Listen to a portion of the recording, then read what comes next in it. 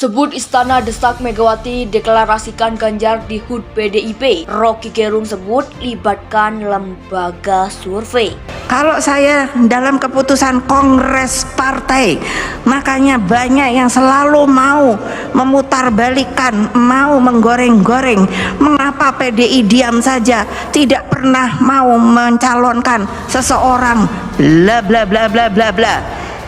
Kalian siapa yang membuat manuver keluar?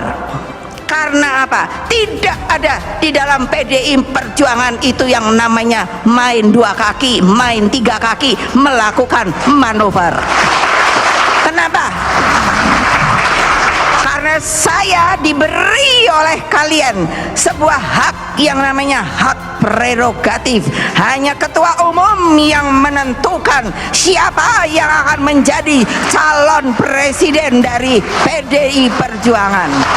Ya itu real publik melihat bahwa itu artinya kalau FX masuk itu kapasitas Ganjar untuk bersaing dengan kader-kader PDIP yang lain makin tinggi karena di backup oleh orang yang secara strategis sebetulnya diizinkan Ganjar untuk terus, karena makin lama orang lihat bahwa Pak Jokowi juga pro orang-orang Ganjar akhirnya kan. Jadi saya kira kecemburuan itu yang lebih jadi alasan PDIP kenapa kasih sinyal. Tapi sinyalnya nggak perlu ragu-ragu tuh, minta izin enggak, bilang aja PDIP tidak menyetujui FX masuk kabinet karena dia belum minta izin dari PDIP. Yang kedua orang PDI atau kader PDI ya Ganjar Pranowo. Ya. Tapi kan masih beliau ini masuk variabel nomor 2. Variabel nomor 2 itu soal popularitas. Kalau nanti menjelang 2024 popularitas Ganjar itu masih tinggi atau bahkan lebih tinggi lagi, bukan mustahil Ganjar itu menjadi Jokowi jilid 2. Memang Jokowi itu menarik. Karena apa? Karena Jokowi itu adalah fenomena meteor ya.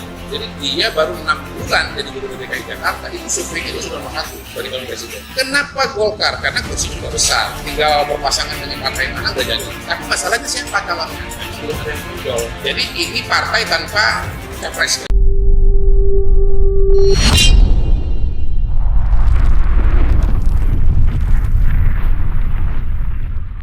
Sebut Istana desak Megawati deklarasikan Ganjar di HUT PDIP.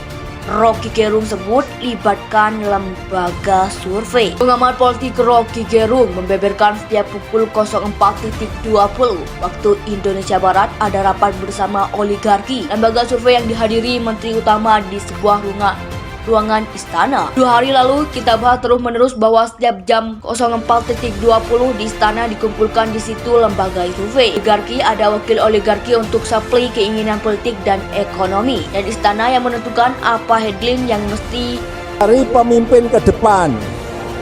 Pemimpin seperti apa yang kita cari? Hati-hati, saya titip hati-hati. Memilih pemimpin, hati-hati. Pilih pemimpin yang ngerti apa yang dirasakan oleh rakyat. Kalau saya dalam keputusan kongres partai, makanya banyak yang selalu mau memutarbalikkan, mau menggoreng-goreng. Mengapa PDI diam saja, tidak pernah mau mencalonkan seseorang, bla bla bla bla bla bla.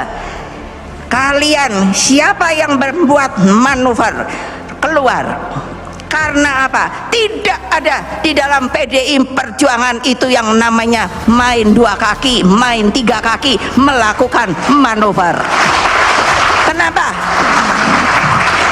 Karena saya diberi oleh kalian sebuah hak yang namanya hak prerogatif. Hanya ketua umum yang menentukan siapa yang akan menjadi calon presiden dari PDI Perjuangan. Perang terbuka Jokowi versus Megawati dimulai. Joko Widodo dengan Megawati Soekarno Putri selaku Ketua Umum PDI Perjuangan dianggap sudah mulai dilakukan menjelang pemilihan presiden Pilpres 2024 mendatang. Direktur Pusat Riset Politik, Hukum dan Kebijakan Indonesia, Saiful Anam, mengatakan pernyataan Presiden Jokowi di acara Projo yang menyatakan ojo ke susu dapat dimaknai sebagai perang terbuka kepada kandidat yang mulai digaungkan oleh PDIP. dapat dimaknai perang terbuka kepada kandidat yang mulai digaungkan oleh PDIP, yaitu Puan Maharani. Yang kedua orang PDI atau kader PDI perjuangan. Ya Ganjar Pranowo. Yaitu Ganjar Pranowo. Ya. Tapi kan masih beliau ini masuk variabel nomor 2. Variabel nomor 2 itu soal popularitas. Kalau nanti menjelang 2024 popularitas Ganjar itu masih tinggi atau bahkan lebih tinggi lagi, bukan mustahil Ganjar itu menjadi Jokowi jilid 2. Memang Jokowi itu menarik. Karena apa? Karena Jokowi itu adalah fenomena meteor ya tempat dia. Jadi dia baru 6 bulan jadi gubernur DKI Jakarta, itu surveinya itu sudah nomor 1 dari calon presiden. Kenapa Golkar? Karena kursi juga besar, tinggal berpasangan dengan partai mana udah jadi. Tapi masalahnya siapa calonnya? Belum ada yang muncul. Jadi ini partai tanpa capres. Ya itu real publik melihat bahwa itu artinya kalau FX masuk itu kapasitas Ganjar untuk bersaing dengan kader-kader PDIP yang lain makin tinggi karena di backup oleh orang yang secara strategis sebetulnya diizinkan Ganjar untuk terus karena makin lama orang lihat bahwa Pak Jokowi juga pro orang-orang Ganjar akhirnya kan. Jadi saya kira kecemburuan itu yang lebih jadi alasan PDIP kenapa kasih sinyal. Tapi sinyalnya nggak perlu ragu-ragu tuh, minta izin enggak, bilang aja PDIP tidak menyetujui FX masuk kabinet karena dia belum minta izin dari PDIP.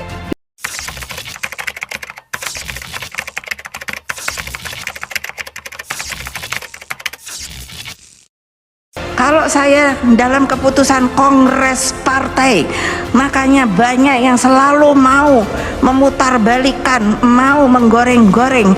Mengapa PDI diam saja, tidak pernah mau mencalonkan seseorang, bla bla bla bla bla bla. Kalian siapa yang membuat manuver keluar? Karena apa? Tidak ada di dalam PDI Perjuangan itu yang namanya main 2 kaki, main 3 kaki, melakukan manuver. Kenapa? Karena saya diberi oleh kalian sebuah hak yang namanya hak prerogatif. Hanya ketua umum yang menentukan siapa yang akan menjadi calon presiden dari PDI Perjuangan. Perang terbuka Jokowi versus Megawati dimulai. Joko Widodo dengan Megawati Soekarno Putri selaku Ketua Umum PDI Perjuangan dianggap sudah mulai dilakukan menjelang pemilihan presiden Pilpres 2024 mendatang. Direktur Pusat Riset Politik, Hukum dan Kebijakan Indonesia, Saiful Anam, mengatakan pernyataan Presiden Jokowi di acara Projo yang menyatakan ojo ke susu dapat dimaknai sebagai perang terbuka kepada kandidat yang mulai digaungkan oleh PDIP. Dapat dimaknai perang terbuka kepada kandidat yang mulai digaungkan oleh PDIP, yaitu Puan Maharani.